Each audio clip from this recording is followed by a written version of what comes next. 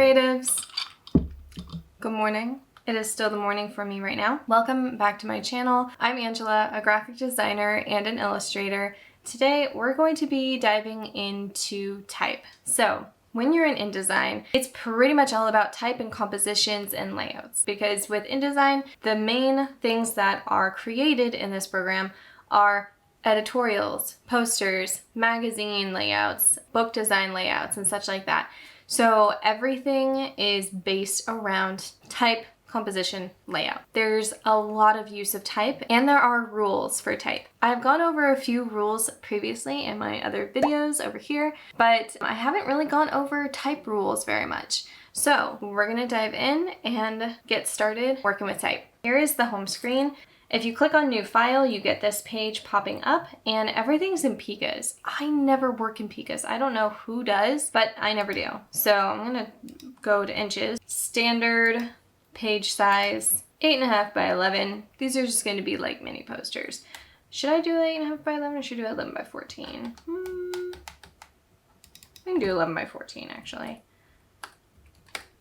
Okay, there are other selections here. I want to start with a 4-column based grid. We call it a grid, it's not a grid, it's just 4 columns on each facing page. Let's create these pages. Where we're going to start is with classic typefaces. Here I have main page, generally considered the cover unless you're only doing body pages, and this is page 1. There's the first page spread, which is page 2 and 3. So when you open up a book, this is what you see, like the 2 pages side by side when the book is open, or when the magazine's open, whatever. There are some classic typefaces. Let's drag a box and let's choose the letter A. That is really small. There we go. One of the most all-time classic typefaces is Times New Roman. And Times New Roman looks like this. There's also a regular version of that because that's the bold. I just like the bold. This is one of the most classic fonts you can ever use. With Times New Roman, you don't want to use it really with body text. You want to use it more for like headers and like pull quote text. I mentioned pull quotes in this video over here. I showed you a little bit on how to create one. There's also other fonts that work really well in pairing is Futura. Futura is one of those fonts that is very easily readable. I want this for your body text. The rule of thumb is that your more ornate or classical font, more serif font is going to be the decorative font. And then the sans serif font, which is going to be a little bit more simple, a little bit more basic, if you will, is going to be filled with your body text because you want that one to be more legible and more readable throughout. That way it's not like super hard for your eyes to follow and read words. Now if we zoom in here, you can see the massive difference. So instead of just the letter A for this one here, go up to type, fill with placeholder text, and it's just going to fill it with whatever text is available. With these A's, since Futura is a heavy font, I'm going to use the regular version of Times New Roman to give contrast and weight of fonts. I'm going to get rid of this one, and we're going to use this one. As I'm moving this across the page, you can see that this bounding box, this blue line bounding box, is really quite huge. So the way to bring that close in and tighter around the A is a keyboard shortcut, which I highly suggest you use keyboard shortcuts because they will help you and save you a lot of time. However, I'm going to show you how to get this to work if you don't know what your keyboard shortcut is. Go to Object, Fitting, Fit frame to content. Now I have set all of my keyboard shortcuts myself, so these are not the standard ones. So you may need to search for your fit frame to content keyboard shortcut and then you can use that. So this is what it looks like. And we can pull this text up here. Since we have this starting, very, very simplistic, quick and easy rules to follow for type. Contrast your type and your body text to be in a small size versus your drop cap, your main letter, your decorative letters or fonts to be in a bigger size, respectively. This can even be smaller. I have this set at 14, but we can set this to 12. There we go. If I were to pull this containing box a bit further up and cut out some of the words that are just placeholder text, you see this little red square pop up. This one here. That lets you know that there is more text that is hidden within the container box. You can either pull this down or you can click on the red box and place the text somewhere else. And that makes it really easy to pull lots of bits of information across multiple columns or multiple pages.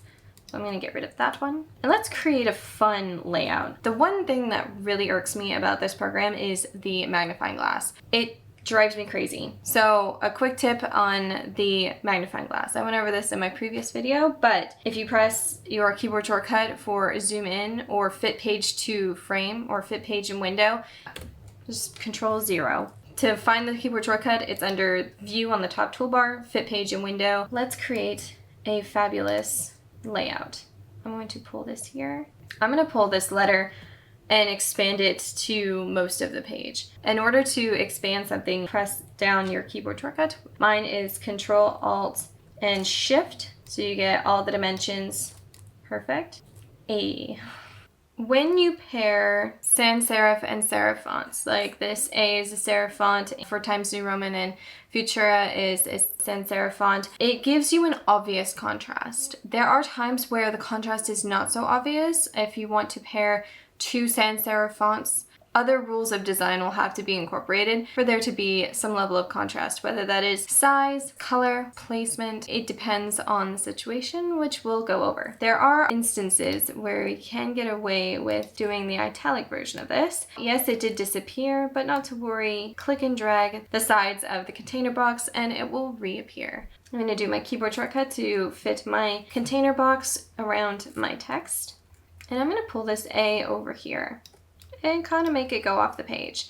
Increase the size of this. This is only when you want to have high contrast. Whenever you're making font way bigger than it ever needs to be, it's for contrast. I'm running this slightly off the page. Earlier, when we were setting up our page, there is the margins, which is this line here, inset into the page. And then there is the bleed, which is this red line here. It might show up pink, I'm not sure. That's to account for any offset printing and runoff, so you don't have a white border edge where there shouldn't be one when this gets printed. You want to pull it off past this bleed line at least. That way you can account for that offset printing when it goes to print. Now we have a few options to place our text box here. We're just primarily working in black and white for now, but I'll introduce some color. I have this piece of text here. I like the fact that it could go up here. I could also make this body text much smaller. Instead of 12, I can go to 11. I wouldn't suggest going lower than 11 as far as the point size of the text, because when you read something like a book, all the text is in at least a 12-point size. When there are books that have a larger font size for readability and legibility, they kind of go upwards to like 14, but typically it's 12. 11 sometimes. And creating contrast is very simple when it comes to different types and different forms of fonts. The reason you want contrast is so that way your readers don't get bored, because we have short attention spans. So we have to keep ourselves engaged by contrasting fonts. I like how the text is small and up here. Marry that to down here and create a sense of balance. This kind of does make this unbalanced because this is very heavy and then this is not. So we can even have more text over here, filling it up a bit more, and then much less text here. Kind of balances it all out. I can drag this A completely across the page. Make sure you leave space in between and not cut anything off. Make sure you're constraining your proportions, otherwise your A won't look like an A anymore. So in order to see this as it will be printed, will be to go up to View, Screen Mode. I have not set these to keyboard shortcut, Preview. So this is what it will look like when it is printed. It has a beautiful border that is cut away by the A ligatures, is what they're called. These little tails at the ends of Times New Roman's A here, which is what makes it a serif font. They're called ligatures, and these ligatures, this one over here runs off the page, the top of the A runs off the page, so you have this nice contrast of the very neat sans serif Futura font staying within the margins, and then the Times New Roman serif font breaking out of the margins. The base of the A here has this text box fully lined up with it, which is lined up to the 4-column grid. This is just a teensy bit close right here. We can fix that. And I did not zoom in to make sure that this is all lined up perfectly, did I? So there is the first type of layout that you can do with type. First type of layout you can do with type. That's fun. Moving on from this one, we're going to mess with how to contrast sans serif fonts like Futura. Drag this across to, I'll just call this Futura.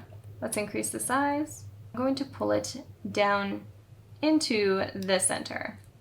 I'm going to give this a 25-degree angle. Some of the ways to create contrast between two sans serif fonts is size, color, and shape. I have some text here. With the first one, we have contrast in shape and contrast in size. With the shape of the Futura, it has very straight, rigid lines with some curves. So I wanted to pair that with a fully curved sans serif like this one, which is Arial Bold. And Arial Bold has pretty much all curves. Everything is a curve. It contrasts really well with Futura.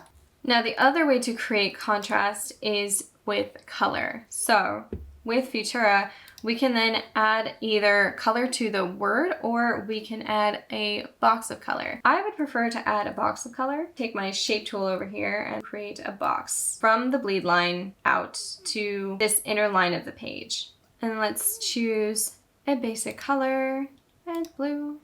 And we can modify it into a triangle such as this. Now I'm going to need to make more of a steep angle for this so that way it pairs well with the angle that is here. And we can do a contrast such as this. To change the color of a text, because we've been working just with a plain black text so far, take your text tool, double click in, and then change the fill color under the properties panel. It won't work any other way. And we have our contrasting font here and here. Balance this out, fill with placeholder text. There we go. So we have contrast in color, contrast in size, and contrast in placement because the Futura is at an angle and then these are not. So we have all these triangles and zigzags going here. Really very simplistic, but very effective. And this color back here can change. We can even change this to a navy if we wanted to. Make it a dark blue. And then we can also change this placeholder text to white as well. There we go. So we have something happening like this where you have not just the sans serif fonts contrasting each other in size, but also in color. Then you also have the contrasting fonts color to each other, the contrasting font styles, even though they're both sans serif fonts.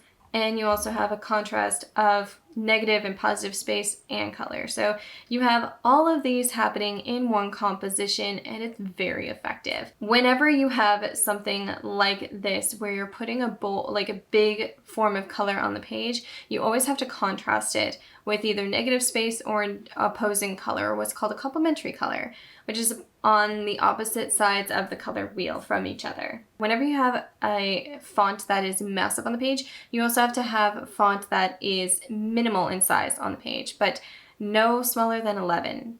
Typically. Whenever you have a lighter color on a dark background, it's going to be a little bit harder to see, so you want the least amount of information there, and then you want the most amount of information of a dark color on a light background, like we have down here. That should be the most information because it balances out visually when you look at it. It doesn't balance out mathematically, if you will, but it balances out visually because your eyes will lie to you. So we have this one so far, just very simple black and white. I can change the color of the A and make it bold. For instance, if we took the A and I made it yellow, then that would be very bold. High contrast. Bam, right there. Which is actually very nice and striking, isn't it? And it goes with this blue. There is a little bit of a pattern that I'm creating here with this kind of like zigzag Z type of shape going on with these. When you are working in editorial design, you can also break those patterns.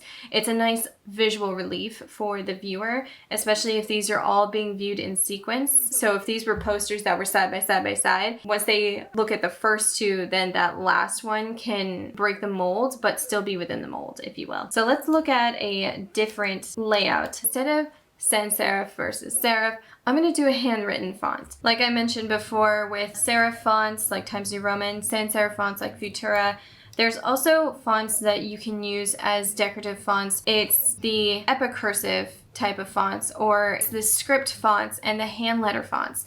Those are fonts that you don't want to have as body text. Typically, you would have it as like the more decorative elements. Like I did with Futura over here on page 2. That is used as like a decorative element or an element on the page that is supposed to draw your eye and catch your attention. There are fonts like this one, Astria, where it is a script font. This font is definitely only used for decoration in a general sense. Now, there are instances where you will use this font as part of the actual body text, but that's when it comes to like wedding invitations and such like that. With fonts like this one, which is the epicursive script, this is more of like a hand-lettered font. There are other hand-lettered fonts, of course. I'm just using the ones that come standard in the program, so that way you can all see them and you can all use them. There are other script fonts, like Edwardian script is a beautiful script font, but boy, is it a little bit of a struggle to work with because of the big container box that's around it. I'm going to be pairing this Astria font with Futura. I've done one where it comes off from the top of the page. I've done a layout where the main focal point is in the center. Now let's do one that comes off or goes off from the bottom. There is a general rule of thumb with this. Make sure that all the information is still there and it's still legible, like I did here with the A. A's are really easy. It has to be legible as what it is. So with the A, it has to still look like an A, even if you have pieces that are going off the page. With something like S, we can expand this out, and it still has to be legible as an S. We can have it running across and off the bottom to keep it as its typeface, but also to use it as a decorative element across the page. So we still have like this zigzag type motion going on. Since this S is such a massive element on the bottom, we do want to make sure that we have something that holds that weight from the bottom also at the top. I guess you would consider it an initial cap. We want it to be massive because it'll keep the weight balanced on the page. So there's our contrast in weight across the page and our contrast in fonts. Add another text box here right underneath it. I'm gonna see what it looks like with it just being in one column rather in two. Fill placeholder text. It always defaults to Minion Pro. I like the change up of from 2 columns into 1. However, it's not fully balanced. The way you can tell if something's balanced on a layout or on a page like this is if you squint and it's very obvious that one element is way bigger than the rest of the other information, then you know that it's unbalanced. Pull this across the page.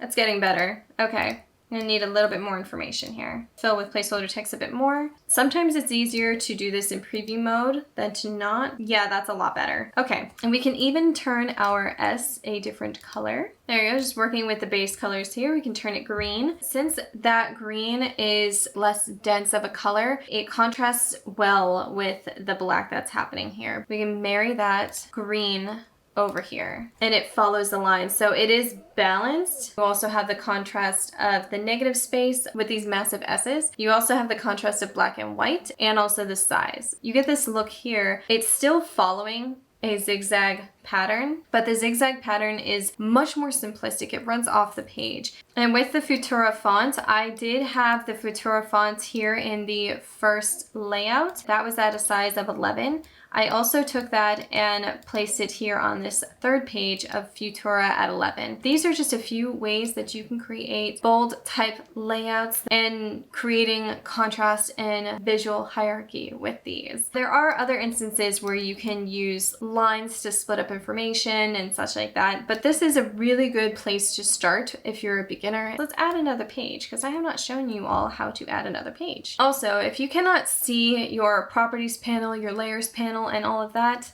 up on the top toolbar under window, you can get all of those windows to pop up by just clicking on the ones that you're looking for. For pages, I have my pages column over here. The way to add another page is to press this plus sign way down here at the base of the page panel. It will tell you to create new layer from that. Typically you want to do 2 pages at once, but since we only have 4 pages here, this will be the cover with the A, and then this one will be the back. So the back cover. So here's an instance. Let's say you're doing a back cover of a book or a magazine or something, and you want the pattern to be completely different on the back because not many people look at the back of books or magazines. We're going to add an element, which is going to be a line. The line is going to be yellow because front cover, where the A is, you have yellow. As I am moving across here, the way I'm doing this is I'm holding down my spacebar key on my keyboard and I'm clicking and moving. So click and hold and then you can move around. You can double click on a page. In the Pages panel, the program will automatically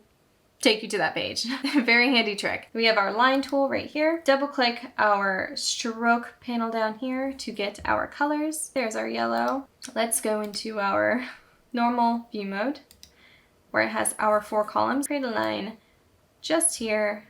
I'm gonna click and hold down Shift and I'm gonna bring it from one bleed line over here to the other bleed line over here. Let's go to our stroke line. Let's increase the weight of it so we can see it to 4. There is our line. This line is going to separate our information. We've been doing a zigzag pattern. However, let's do more of a central pattern, shall we? I can even move this up a bit more.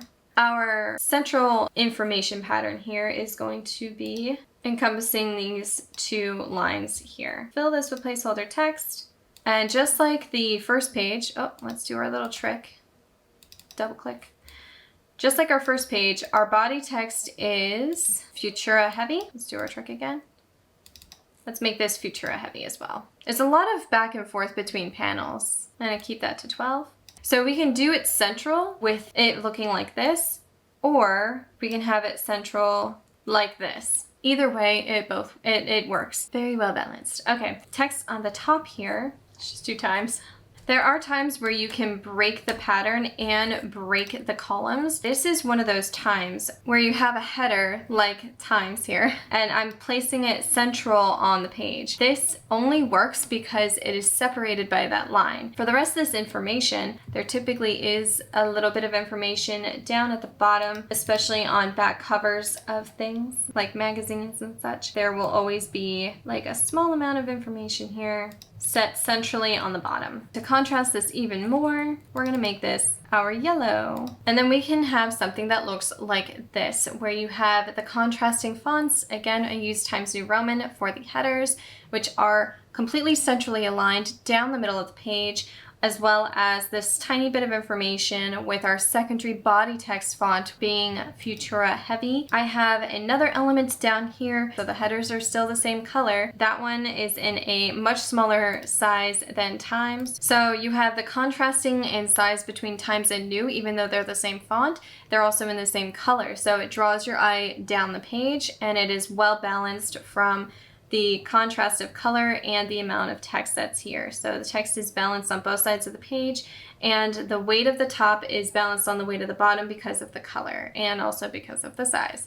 So you have all of these elements going here. We went and covered a lot. This one was just to get you into messing around with type and type layouts by following some key rules. I hope you all liked this video and found it helpful and informative for any of you who are starting out in InDesign or just need a little bit of a refresher.